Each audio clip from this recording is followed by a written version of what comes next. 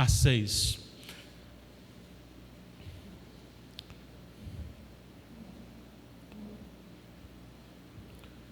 O Isaac está presente, eu não sei se ele quer usar a palavra para pregar. Se ele quiser, Rafael, você fala que eu cedo a palavra para ele pregar. Que ele já chegou, já olhou assim, e quando ele olhou para mim assim, ele me achou diferente dos demais. Na minha interpretação, ele achou mais bonito, mas segundo alguns, ele achou que foi cabelo branco mesmo, né? Mas ele ficou bastante assim olhando para mim. Outra coisa que eu identifiquei, ele tem os olhos claros, pois ele é mais bonito. Todas as pessoas que têm olhos claros são mais bonitas. Não é, Natália?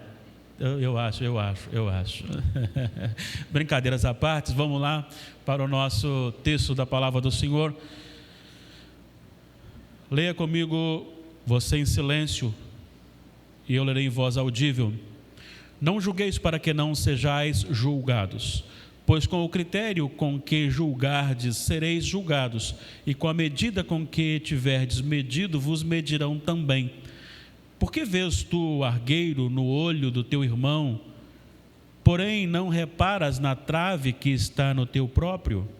Ou como dirás ao teu irmão, deixa-me tirar o argueiro do teu olho, quando tens a trave no teu?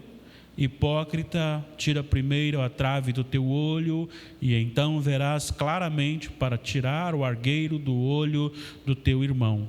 Não deis aos cães o que é santo, nem lanceis ante os porcos as vossas pérolas, para que não as pisem com os pés e, voltando-se, vos dilacerem. Já oramos ao Senhor, e o nosso coração tem que estar de acordo com a nossa oração, submisso a ser modificado pela palavra do Senhor. O nosso tema hoje é um pouco diferente. Não julguem, sirvam. Mas também você verá algumas coisas um pouco diferentes daquilo que você está pensando que vai ouvir. E espero que seja mais edificante ainda para a sua vida. O mundo que nós vivemos, ele é polarizado em tudo. Recentemente nós temos aí um gravíssimo problema que aconteceu, se eu estou equivocado, em Curitiba, e aí começam a usar de um lado, usar de outro, política para cá, política para lá, e aquele negócio fica muito feio. Está tudo politizado, tudo, ou você é daqui, ou você é de cá, ou você... Para tudo nesta vida, nós estamos vivendo os extremos. Não é diferente também com aquele povo que pensa que qualquer ato do outro é digno de condenação. Então, aquelas pessoas super críticas, tudo que vê no outro tem alguma coisa de errado e logo já vai condenando aquela pessoa e decretando uma pena que deva ser aplicada sobre ela. Por outro lado, nós temos aquele que não julgueis, não julguem a ninguém. Aí também você deixa todo mundo, está tudo muito bem, cada um vai para onde quer, todo mundo está bom, né? Como dizia aquele pregador, né? Anunciando, venha para a igreja, os nossos irmãos católicos, os irmãos protestantes, nossos irmãos espíritas, nossos irmãos... Então, engloba todo mundo, a política fica boa, aí você tem o politicamente correto. E na Bíblia não há lugar nem para um lado nem para o outro. Não há um lado para o extremo crítico, mas também não há um lado para o politicamente correto. Quando o Senhor Jesus está trabalhando o Sermão do Monte, é tudo de maneira colocada no lugar que está. Não é assim, vou fazer um monte de sermãozinho aqui, depois a gente mistura e junta tudo. Não. Cada um foi escrito no lugar certo, depois daquilo que ele queria falar, antes daquilo que ele iria falar. E nós temos aqui algumas coisas muito importantes relacionadas a você e Deus, você e o Senhor. Ele traz a lume o reino de Deus em primeiro lugar, para dizer que você precisa ser diferente, mudando completamente, sendo transformado do ritmo que o mundo lhe oferece ou determina. É muito comum a gente ver frases aí nas redes sociais: ame você mesmo, se valorize, compre coisas para você, presenteie você, porque você é importante, você é melhor, é superior. Essas coisas que são normais para o mundo e que às vezes acabam entrando também no meio do povo de Deus, que ou curte, ou compartilha, ou escreve frases do tipo. Enquanto o Senhor Jesus fala totalmente diferente. Ele fala o seguinte: olha, o humilde que é feliz, o que serve que é feliz, aquele que chora que é feliz, aquele que está amando o outro que é feliz, aquele que sabe que não é nada que é feliz, aquele que se esvazia de si mesmo que é feliz. Enquanto a palavra de Deus diz que você deve considerar o outro superior a você em honra. Então ela caminha na contramão deste mundo, ou o mundo na contramão do Senhor. Ele vai descrevendo os relacionamentos. Aí ele chega dizendo: olha, valorize as coisas do céu, não a da terra. E ele diz: se os seus olhos olham para as coisas da terra e as veem com mais valor do que as coisas do céu, então os seus olhos são maus. E se os seus olhos são maus, todo o seu corpo está em trevas.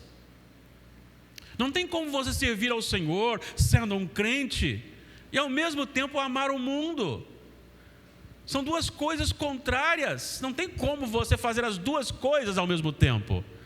Ou você ama a Deus e odeia e é odiado pelo mundo, ou você ama o mundo, odeia e também é odiado por Deus, os seus atos. E de repente, depois de falar dos dois senhores, ele fala a respeito do seu relacionamento, das suas adversidades. Ele trata a ansiedade, e este foi nosso último estudo, porque depois disso nós tivemos aí alguns outros estudos, e agora voltamos para o Sermão da Montanha, tratando justamente de um bloco que é algo maravilhoso, porque ele trata de relacionamentos. E aqui ele trabalha uma negativa para apontar positivos que devem fazer parte da nossa vida. Eu quero que você então entenda comigo o que Jesus quis dizer com a expressão não julgueis. Será que Jesus está dizendo aqui que você não pode julgar de maneira nenhuma? Que você não pode apontar, confrontar um erro, uma falha? Será que seria isto? Bom, se foi isto, então Jesus está contradizendo a ele mesmo. Porque logo no versículo 6, que vamos falar depois, ele diz assim: não deis aos cães, nem deis aos porcos as pérolas. Então, para que eu entenda quem são os porcos e quem são os cães, eu preciso ter um senso crítico. Também ele fala logo após aqui no versículo 15: acautelai-vos dos falsos profetas.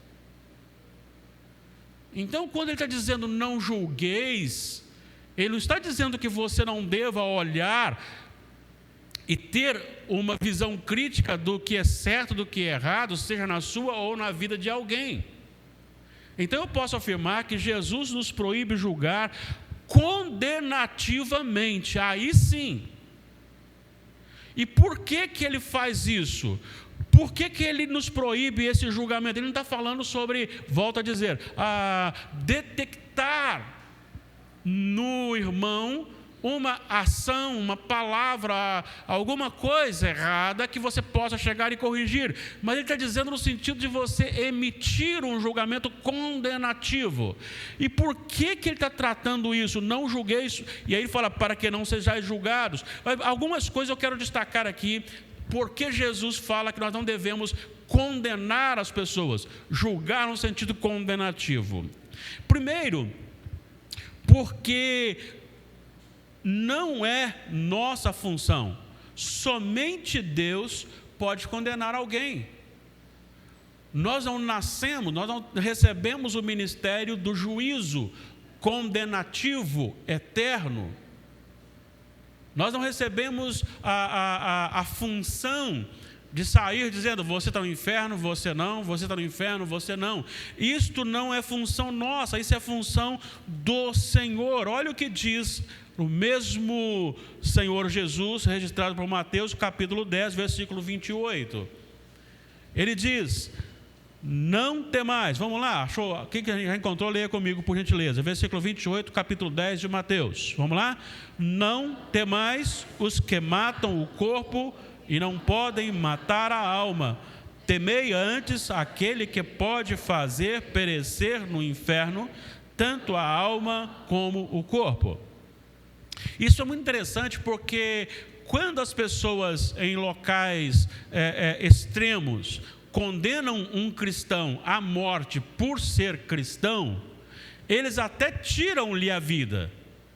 Eles podem fazer isso, mas eles não podem segurar esta vida morta, porque ela vai ressuscitar, e não pode também lançar no inferno. A única coisa que ele pode é matar, mas não pode lançar no inferno. Agora, o Senhor sim, ele pode matar e ele pode lançar no inferno. Ele tem o poder julgativo.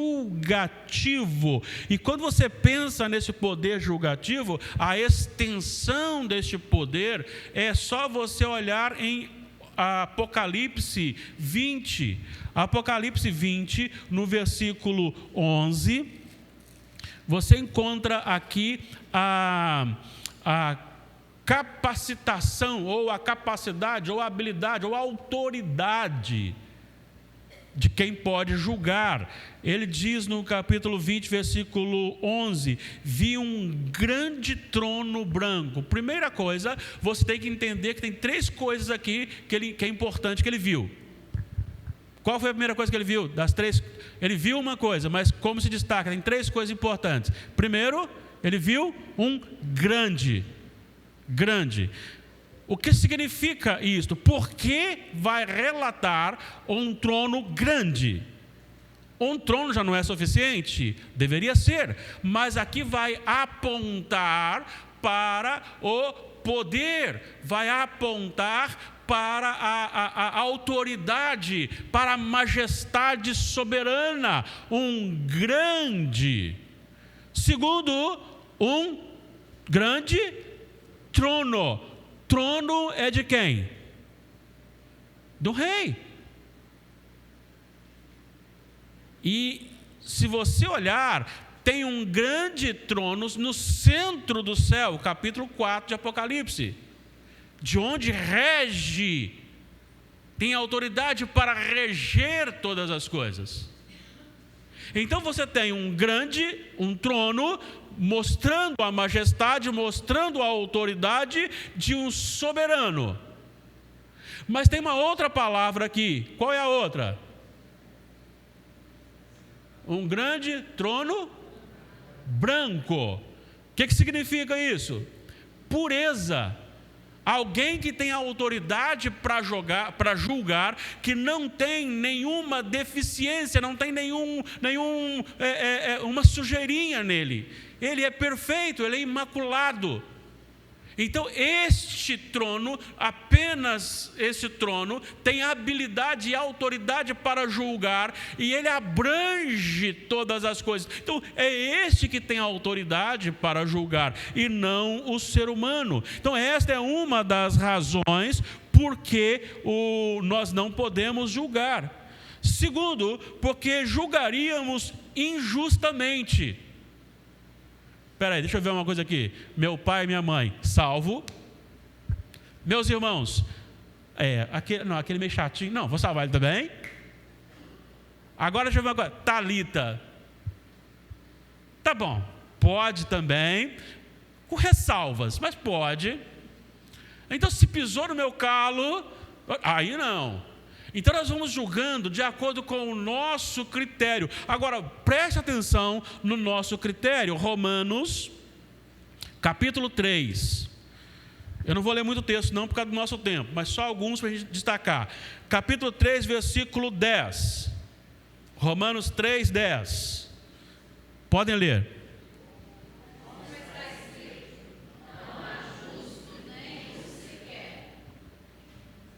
Não há justo nenhum sequer.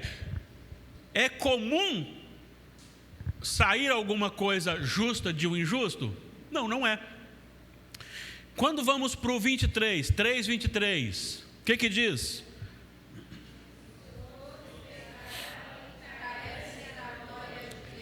Todos pecaram e carecem.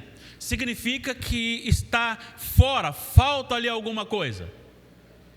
Agora, olha só o que está no coração do homem que pode conduzi-lo a decisões equivocadas. Gálatas 5, 16 e 17.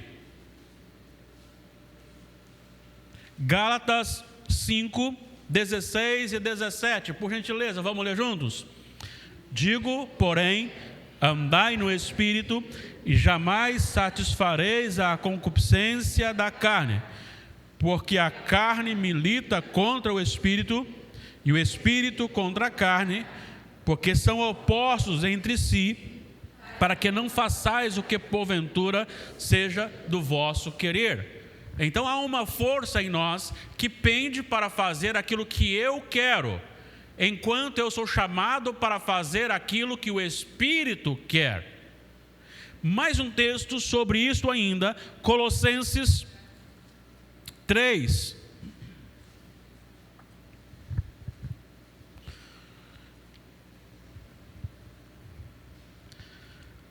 O primeiro versículo e depois o quinto. Vamos lá? Portanto, se fosses ressuscitados juntamente com Cristo, buscai as coisas lá do alto, onde Cristo vive, assentado à direita de Deus. Só uma palavrinha para que você entenda. A expressão, portanto, se fostes, aqui não é um se assim, será que essa igreja foi? Não, aqui é uma expressão, portanto, uma vez que. Porque ele está escrevendo para uma igreja que ele já falou, olha só o que ele vai dizer, aos santos e fiéis irmãos em Cristo. Se ele tivesse dúvida, ele não falaria santos e irmãos em Cristo. Então ele está dizendo o seguinte, uma vez que vocês já foram ressuscitados com Cristo, buscai as coisas lá do alto. Agora olha só o que ele vai dizer, a nossa vida, versículo 3, porque morrestes e a vossa vida está oculta juntamente com Cristo em Deus. Morrestes. Então ele está dizendo que nós fomos ressuscitados com Deus, o velho homem morreu, mas olha o que ele diz, olha a expressão, porque morrestes. Agora olha o 5, como é que começa? Versículo 5. Fazei, pois, morrer. Peraí, tem uma coisa errada. Não já morreu? Então como fazer morrer? Essa é uma boa pergunta. E uma boa pergunta requer uma boa resposta. A grande questão é justamente essa. Nunca na vida Deus nos usa como marionetes. Deus nos habilita, nos enche, nos capacita e nós desenvolvemos no poder do Espírito, somente com Ele, essa mortificação diária. É assim que Deus age. Agora, se eu tenho que fazer morrer diariamente a minha natureza carnal, então significa que a qualquer momento que eu emitir um julgamento, esse julgamento será injusto. Por isso, eu não devo emitir nenhum julgamento condenativo. Vamos dar uma olhadinha em Atos 17, 31. Olha só, falando em justiça, Atos 17, 31. Vamos ler juntos? Porquanto estabeleceu um dia em que há de julgar o mundo por meio de um varão que destinou e acreditou diante de todos, ressuscitando dentre os mortos. Ele é aquele que tem capacidade para julgar com justiça. Então, por isso a expressão não julgueis não significa você ter algum critério de confrontar o pecado, mas significa não emitir um julgamento condenativo, menosprezante. Esta é a primeira lição. A segunda lição que temos aqui Jesus nos ensina a cuidar do nosso coração para cuidar do irmão faltoso. Veja bem, Nosso tema é: não julguem, mas sirvam.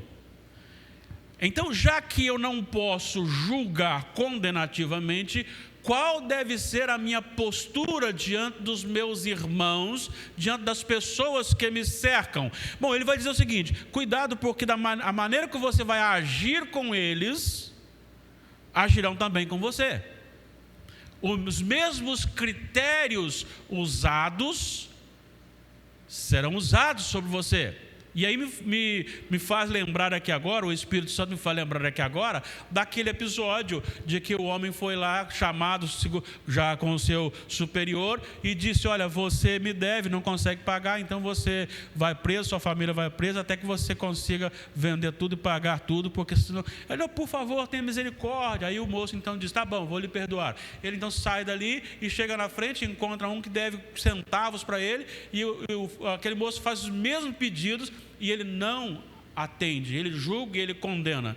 Alguém conta, alguém vai lá e o seu senhor emite sobre ele os mesmos juízos que ele emitiu sobre aquele inferior. Agora, quando eu penso nessa questão de cuidar do meu coração para cuidar do irmão faltoso, está justamente relacionado àquilo em que eu vejo o problema no outro.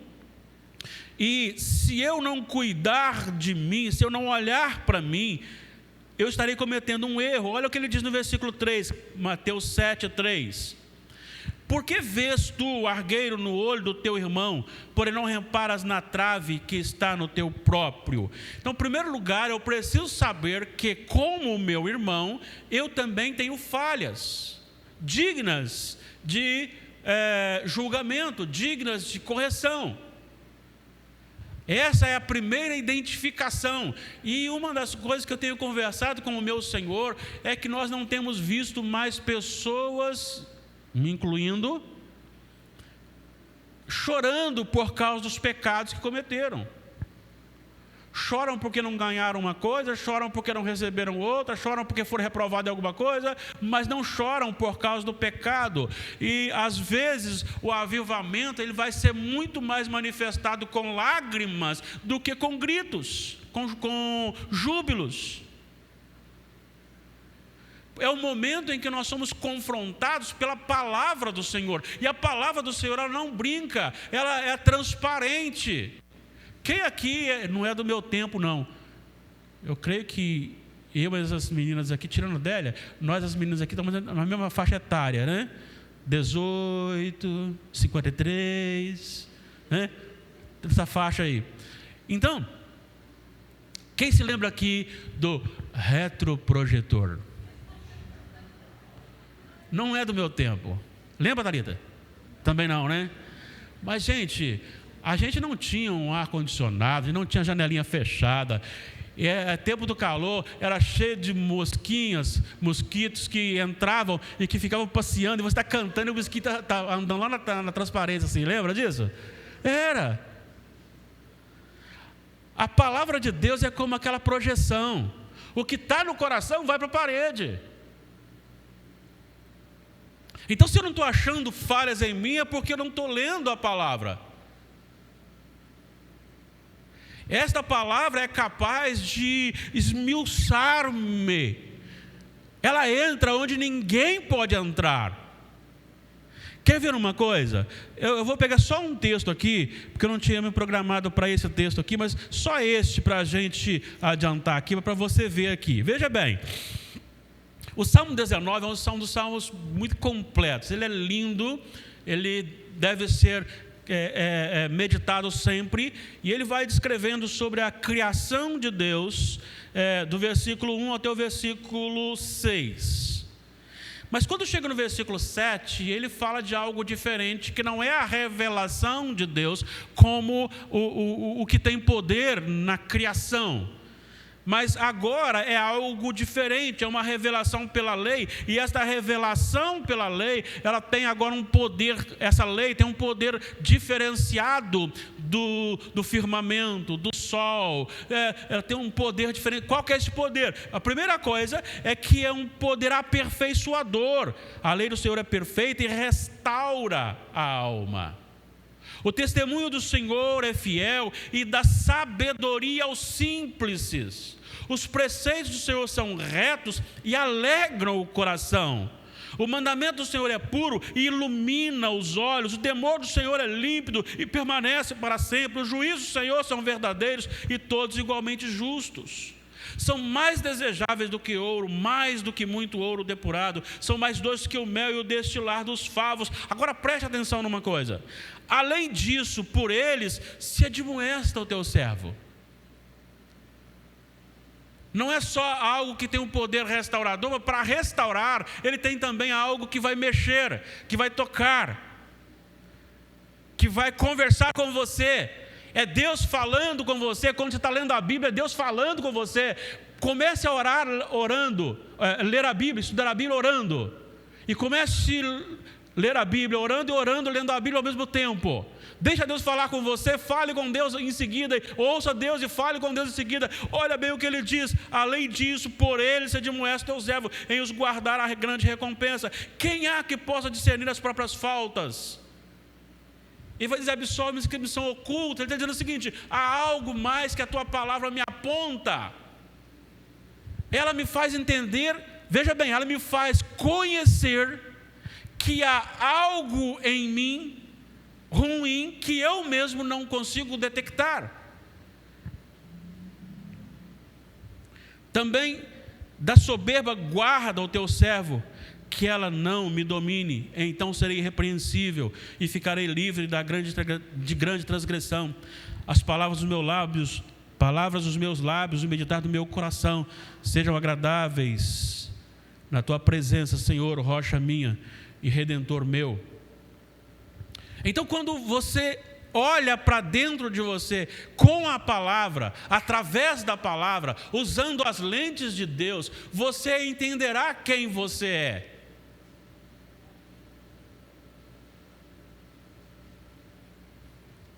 Há alguns anos, alguém escreveu um livro, ficou muito famoso, o pessoal comprou e queria passar pela mesma experiência, e o autor dizia uma experiência que eu acho que ele está equivocado, porque ele falava que era a presença de Deus, mas eu não concordo que seja a presença de Deus. Ele diz o seguinte: eu estava fazendo barba e Deus apareceu para mim. E nós batemos longo papo enquanto eu fazia minha barba. Não era Deus. Por que não era Deus? Sempre que Deus manifestou a sua presença, quem estava próximo desmaia, desmancha, cai, há tremor, há dificuldade de parar em pé. Sabe como que Deus manifestou para nós e nós não caímos? Para que nós não caíssemos, o que Deus teve que fazer para ver a glória dele e não cair? Enviar Jesus. Somente olhando na face de um homem, conseguimos ver a glória de Deus sem cair. O que diz Isaías capítulo 6? No ano da morte do rei Uzias, eu vi o Senhor assentado no alto sublime trono. E aí então o templo se encheu de fumaça, houve trovões, serafins voavam de lá, tal. Quando ele olhou e disse: ai de mim. Ele cai por terra. Moisés disse assim: Senhor, eu quero ver a tua face, Senhor. O que Deus disse para ele? Entra numa fenda, colocarei a mão sobre você, passarei, e você verá resquícios da minha glória. Quando Deus nos aponta a sua glória, escancara toda a nossa sujeira e impureza. E ficamos envergonhados, não cabe outra coisa a não ser, como disse Daniel, corar de vergonha, cair por terra. Então é necessário que nós façamos isso, busquemos olhando para nós mesmos, para que sejamos agora habilitados a abençoar uma vida. Veja bem, a questão é: eu posso julgar alguém? Posso e devo, desde que não seja um julgamento condenativo, seja um julgamento corretivo, seja para ajudar. Mas para isso eu preciso estar habilitado, eu preciso estar cheio do Espírito Santo. Mas infelizmente a igreja, se tem uma coisa que a igreja anda cheia, é de nada e vazia de tudo. Se tem uma coisa que a igreja está longe, é do enchimento do Espírito Santo.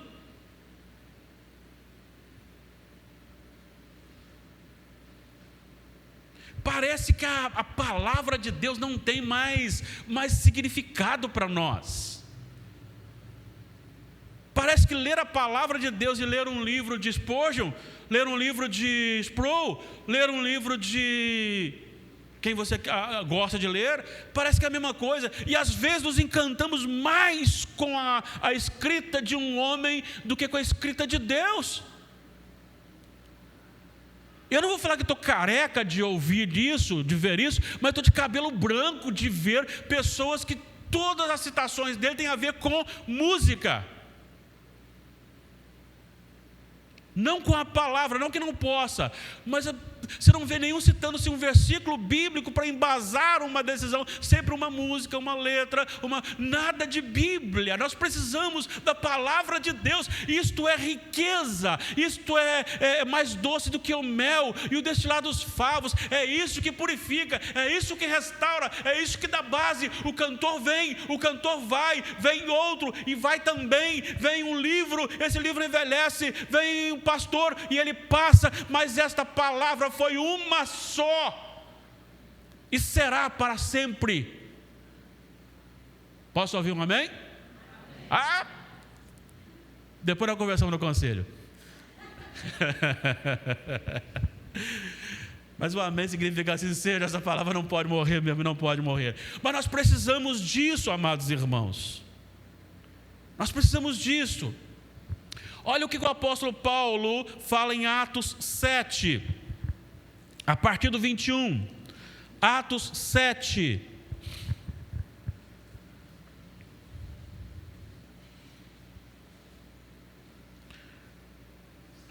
Primeiro versículo 7. Perdão, Atos não, é Romanos.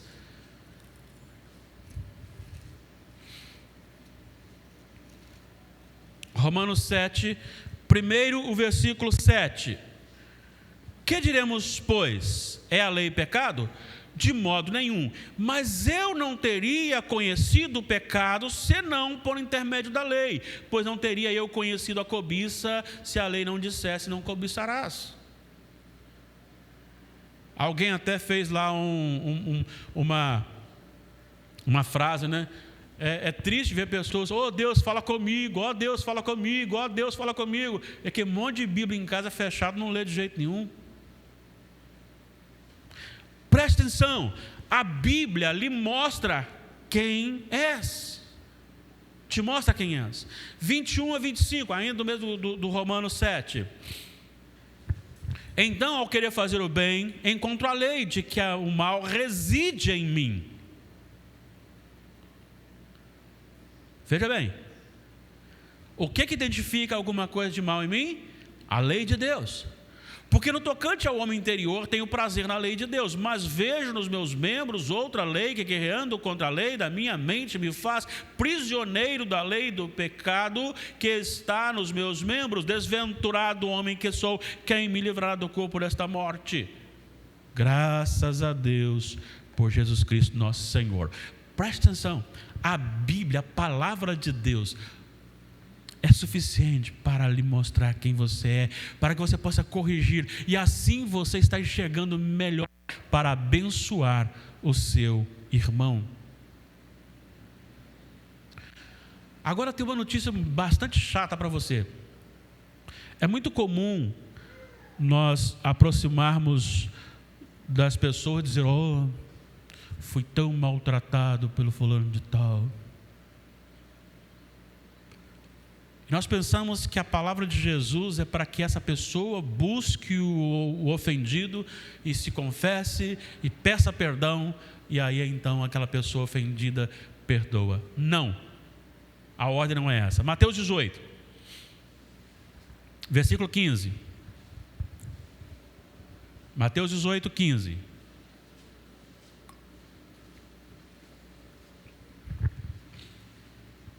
Se teu irmão pecar contra ti, aguarde em silêncio, para que quando ele vier... Não é assim. Qual que é a ordem? Vai. Vai. Se o teu irmão pecar, vai. Ah, mas ele vai ficar chateado. Vai. Ah, mas vai ficar com raiva. Vai. Agora, é fácil? Não, não é fácil não. E olha só como é que o negócio é mais complicado. Vai arguí-lo entre ti e ele só. Se ele continuar rebelde, leve com você uma ou duas pessoas como testemunhas. Se ainda assim ele não lhe ouvir, faça uma carta denunciando e assine. Não faça anônima e nem conte fofoca para pastor ou para presbítero assim, mas não fala que eu te falei não. Isso aí quem mandou fazer isso foi Satanás, foi Jesus não. Jesus falou assim, escreva e assine. De preferência, capriche na letra. A igreja então chama, e aquela pessoa se arrependeu, pronto, ganhou. Não se arrependeu, a igreja emite um julgamento. Olha só, por isso então, não é para não julgar no sentido das autoridades competentes ou para não confrontar contra o pecado. E aí há um julgamento. Mas a minha função é me aproximar daquela pessoa e dizer, você está errado. Mas para eu fazer isso, eu tenho que estar bem espiritualmente. Porque se eu não estou bem, eu sou um hipócrita. É isso que Jesus diz aqui, versículo 5, ou 4 e 5. Ou como dirás ao teu irmão, deixa-me tirar o argueiro do olho quando tens a trave no teu. Ou seja, estou com um problema maior que o dele e quero dar uma de ajudador. Então primeiro, trate a si mesmo. Logo em seguida, abençoa a vida do irmão, sirva ao seu irmão. Sirva ao seu irmão. Hipócrita, tira a primeira trave do teu olho, e então verás claramente para ajudar o outro. Relacionamento com amor, serviço. Eu não estou condenando, e tem uma coisa, eu não preciso condenar, porque a palavra é quem condena, não sou eu. Eu apenas posso chegar e dizer, meu irmão, as suas atitudes não estão de acordo com a palavra do Senhor. E eu posso ajudá-lo a caminhar. Agora, o que eu não posso é fazer alguma coisa, e ele fala, mas você também está fazendo assim. E é mesmo, né? Eu também estou. Mas agora, não olhe para mim. Aí eu olho para você, não me julgue. Né? Eu preciso estar inserido na palavra para abençoar outra vida.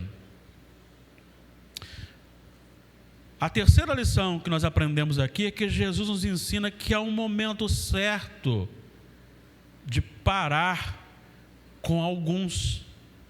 Não devemos perder tempo ou gastar tempo demasiado com quem deliberadamente quer viver no pecado. Olha o que diz o versículo 6. Não deis aos cães o que é santo, nem lanceis ante os porcos as vossas pérolas, para que não as pisem com os pés e voltando-se vos dilacerem. Bom, eu preciso estar bem para ter uma visão espiritual para a identificação de duas classes rejeitadas na cultura do texto. Primeiro, que os cães de lá são diferentes dos cães de cá. Os cães de lá ladram, e os daqui também. Só que os de lá eram cães soltos na rua. Eram cães não domesticados como nós temos aqui. Hoje está mais fácil achar uma criancinha correndo para a rua fora aí, e o cãozinho na fralda, né? Do que lá agora naquele tempo. Mas naquele tempo os cães eram tidos realmente como algo imundo, algo selvagem, viviam comendo podridões nas ruas. O porco era tido como um animal impuro para os judeus, e isso tudo envolve duas classes de pessoas que Jesus está dizendo: você precisa identificar isto. Agora, como eu vou identificar isto? Se eu tenho uma trave gigantesca no meu olho, eu preciso ter o meu coração purificado. Vamos ver alguns exemplos de Jesus. O primeiro exemplo é o exemplo de permanecer junto com alguém que estava em sérios problemas. João capítulo 4. Aqui está um exemplo de alguém que Jesus olha e fala assim: não, você não é uma cadela e nem uma porquinha, então vou gastar tempo com você. A mulher samaritana. Quem era essa mulher? Era uma mulher adúltera, uma mulher impura, e ainda era samaritana. No entanto, Jesus desenvolve com ela um diálogo restaurador, com amor.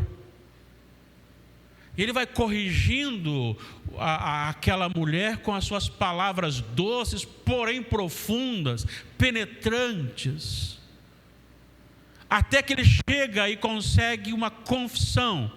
Quando ele diz para ela: chama o teu marido, ela diz: não tenho marido. Ele fala: bem disseste. Há um envolvimento de diálogo. Ele fala, ela fala, ele continua falando. E ela tem uma preocupação. Afinal, onde deve ser o lugar de adoração? E Jesus então vai expondo, e ela se torna uma missionária, uma proclamadora. Ela sai anunciando ali na sua cidade: venham ver, venham ver. Há pessoas que nós precisamos identificar, que são pessoas que precisam ser tratadas, conduzidas para que tomem uma decisão no poder do Espírito do Senhor. Há pessoas que precisam deste relacionamento com Deus, e você precisa gastar tempo com elas.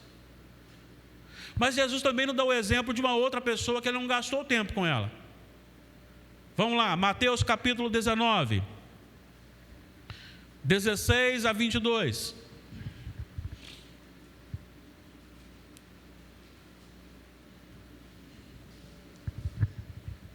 E eis que alguém, aproximando-se, lhe perguntou: mestre, que farei eu de bom para alcançar a vida eterna? Respondeu-lhe Jesus: por que me perguntas acerca do que é bom? Bom só existe um. Se queres, porém, entrar na vida, guarda os mandamentos. E ele lhe respondeu: quais? Respondeu Jesus: não matarás, não adulterarás, não furtarás, não dirás falso testemunho, honra teu pai e tua mãe, amarás o teu próximo como a ti mesmo.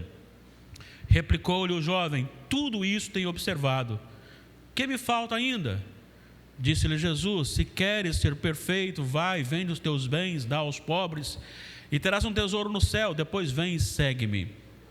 Tendo, porém, o jovem ouvido esta palavra, retirou-se triste, por ser dono de muitas propriedades. Então disse Jesus aos discípulos: Em verdade vos digo, que dificilmente entrará um rico no reino dos céus. Eu só li o 23 para você entender que Jesus não negociou, Jesus não conduziu a conversa, Jesus não mandou ele esperar, Jesus não quis conversa com aquele jovem. Ele perguntou, Jesus respondeu, ele foi embora e foi embora. Olha o 22, retirou-se triste por ser dono de grandes propriedades. Ou seja, Jesus naquele momento não quis segurá-lo pelo braço, não quis tentar argumentar com ele, assim, da mesma maneira que ele conduziu a história da mulher samaritana. Diferentemente também a maneira como ele tratou com Nicodemos. O diálogo com Nicodemos ele continuou. Aqui não. Então nós precisamos entender que algumas pessoas que deliberadamente não querem o Senhor, já anunciaram que não quer o Senhor, têm vivido deliberadamente no pecado, quanto mais você fala, mais estão no pecado. Não adianta você ficar falando palavras maravilhosas para essas pessoas. Talvez é hora de você orar por ela só e deixar ela para lá e continuar pregando para outras pessoas. Pare de jogar pérolas aos porcos. Pare de dar coisa boa para cachorro. Esta palavra que é uma pérola está perdendo, está se julgando para um coração que está conscientemente, deliberadamente no pecado. Não é uma questão assim, quando você fala, arde meu coração, eu preciso de uma ajuda. Não, não é isso. A questão é, está falando, eu não quero que você fale, eu vou continuar mesmo pecando, eu sei que é pecado, mas eu vou continuar fazendo, eu vou continuar. Então, está deliberadamente no pecado, é um cão, é um porco.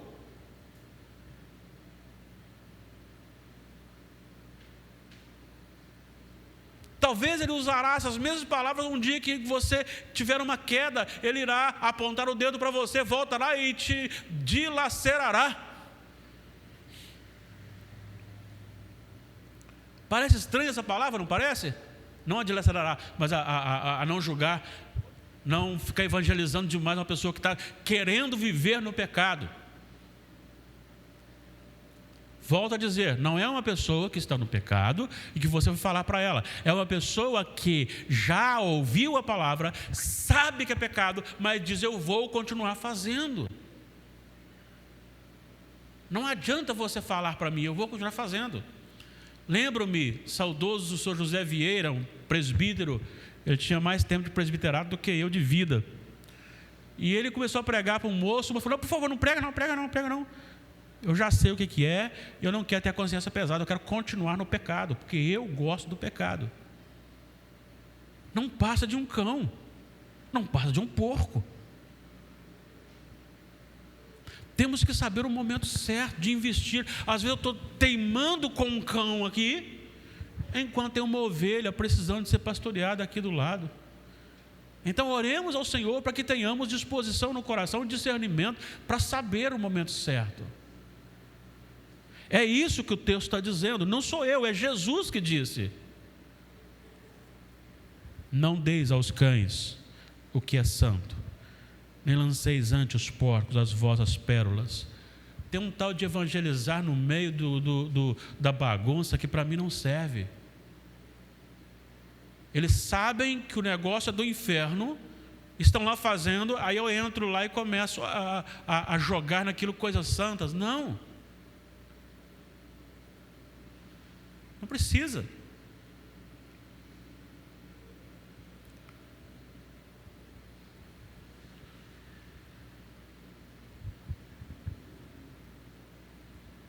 Me ajuda aí, o coletivo de cão é matilha também? Alunos, é matilha? Sim? Eu estou julgando, às vezes você vai para um lugar, você vai julgar para um cão, não, para uma matilha mesmo.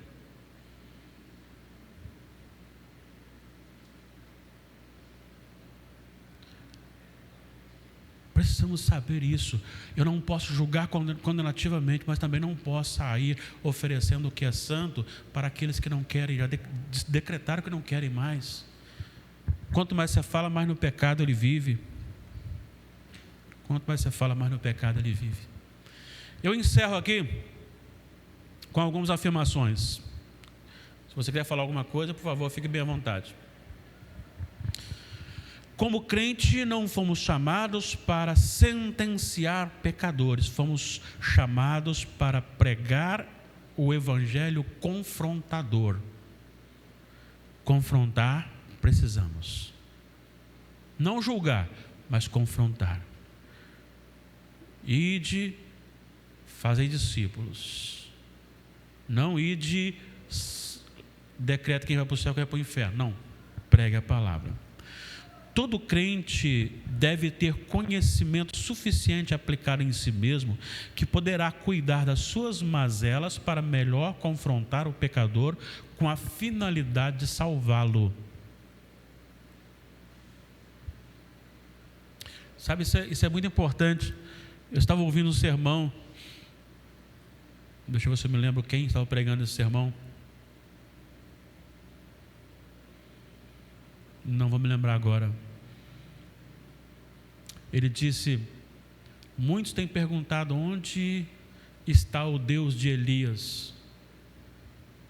Mas eu quero perguntar para vocês, onde estão os Elias de Deus? Por que a igreja está tão fraca? Por que não se tem mais homens realmente íntimos de Deus?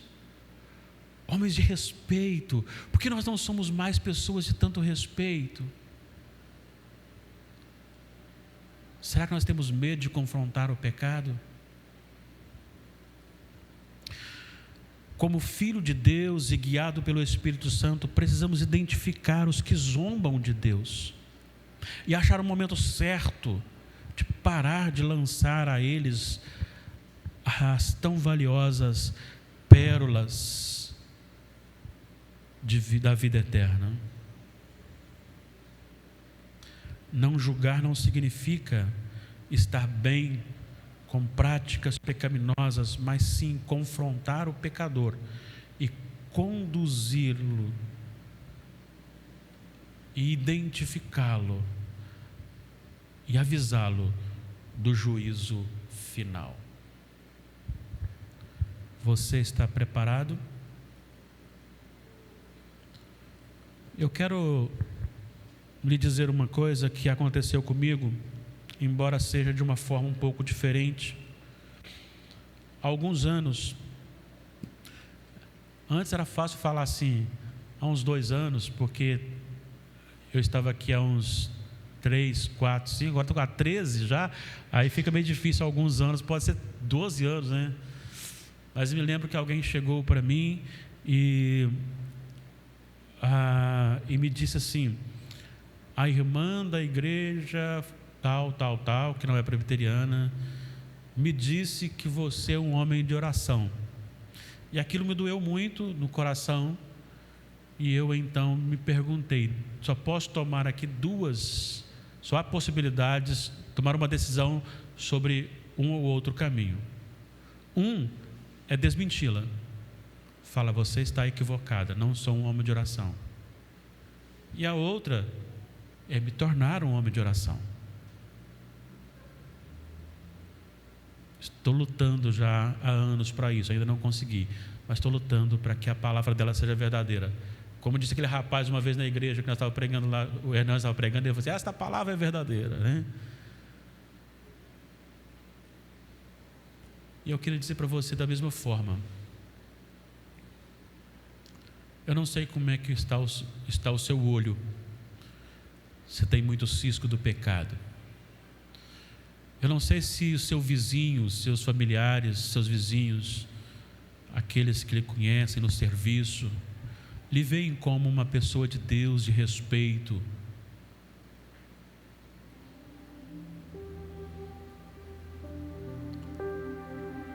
Mas eu quero desafiá-lo a não arrogar esse título, mas se tornar uma pessoa temente a Deus, íntima de Deus, capaz de amar o próximo pecador, mas este amor conduzir-lhe ao confronto da verdade. A ponto dele olhar para você e falar assim: você pode me confrontar. Você pode me confrontar.